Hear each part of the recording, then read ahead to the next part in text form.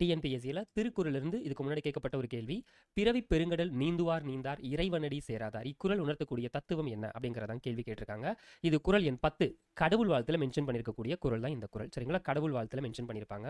அறத்துப்பாலில் 1000க்கு கீழே நமக்கு கடவுள் வாழ்த்துல 10வது குறளாக இந்த குறள் இருக்கும். இந்த குறளினுடைய அர்த்தம் என்ன அப்படின்னா, இறைவனினுடைய திருவடிகளை சேர்ந்தவர்களே பிறவி அப்படின்னு சொல்லக்கூடிய பெருங்கடலை கடக்க முடியும், மற்றவர்கள் கடக்க முடியாது அப்படின்னு மென்ஷன் பண்ணியிருப்பாங்க. ஸோ சரணாகதி தத்துவம் அப்படிங்கிறது தான் இந்த குறள்ல மென்ஷன் பண்ணியிருக்கக்கூடியது. சரிங்களா? ஸோ அதாவது வாழ்க்கை எனும் பெருங்கடலை நீந்தி கடக்க முனைவோர் தலையானவனாக இருப்பவன், அதாவது நல்ல வழியில் மேற்கொள்ளக்கூடியவன் அப்படின்னு கூட சொல்ல முடியும். இந்த இடத்துல மற்ற அறிஞர்கள் வந்து கடவுளை மென்ஷன் பண்ணியிருப்பாங்க.